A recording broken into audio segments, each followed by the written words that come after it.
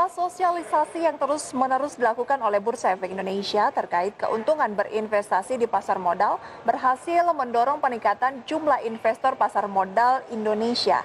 Lantas, bagaimana sebenarnya komposisi investor pasar modal saat ini? Kita simak dalam grafis berikut yang telah disiapkan oleh tim redaksi IDX Channel. Iya, dapat Anda saksikan di layar televisi Anda pemirsa ya, jumlah investor pasar modal sampai dengan Agustus 2020 lalu mencapai 3,13 juta single identification investor atau SID.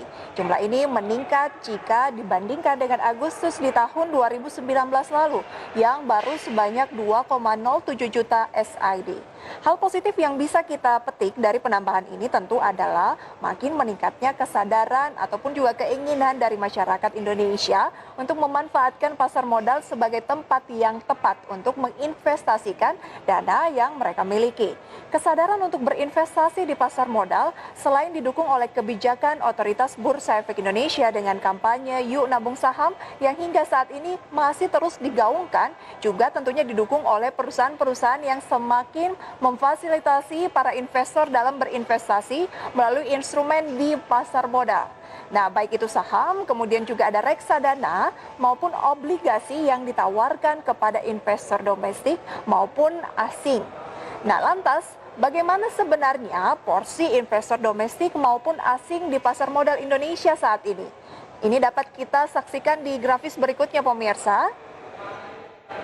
Ya, di mana kita lihat dalam grafis ini pemirsa, investor domestik masih mendominasi portofolio investasi di pasar modal Indonesia, yakni sebesar 97%. Dan kalau kita lihat pemirsa, dominasi investor lokal juga tercermin dari kinerja pasar modal pemirsa yang terlihat sempat menurun drastis di masa pandemi COVID-19. Hingga akhirnya saat ini indeks harga saham gabungan berhasil kembali ke level 5.000 yang tentunya ini ditopang oleh kontribusi investor dalam negeri. Dan seperti apa yang kami sampaikan sebelumnya pemirsa ya, di mana dominasi investor domestik juga tentunya tidak lepas dari pertumbuhan SID yang menunjukkan adanya peningkatan literasi mengenai pasar modal. Ini pun tidak lepas dari edukasi mengenai pasar modal yang tetap berjalan dengan baik dan efisien secara daring di tengah pandemi COVID-19. Sementara pertumbuhan investor pasar modal khususnya investor domestik juga didorong oleh pertumbuhan jumlah perusahaan tercatat di Bursa Efek Indonesia. Kita dapat saksikan di grafis berikutnya.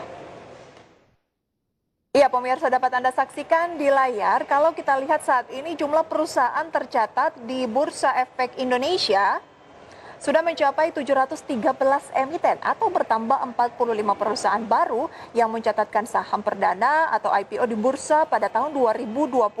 Jumlah ini masih sejalan dengan target dari manajemen Bursa Efek Indonesia, yakni 57 emiten yang listing hingga akhir tahun.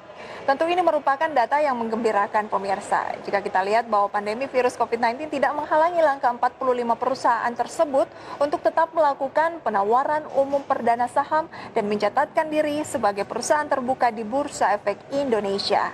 Adanya penambahan emiten tentu ini membuka kesempatan dan pilihan yang beragam bagi investor untuk berinvestasi di pasar modal. Nah, lantas apa saja sebenarnya keuntungan bagi investor yang berinvestasi di pasar modal?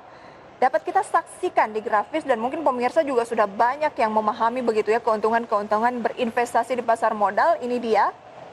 Antara lain keuntungan berinvestasinya adalah instrumen yang ada di pasar modal baik di saham, reksadana maupun surat utang korporasi. Yang pertama adalah keuntungan yang diperoleh dari selisih harga saham atau lazim disebut capital gain. Capital gain ini tentu bisa diperoleh setiap saat mengikuti harga saham yang menjadi portofolio Anda pemirsa. Makanya nggak boleh salah memilih saham ya.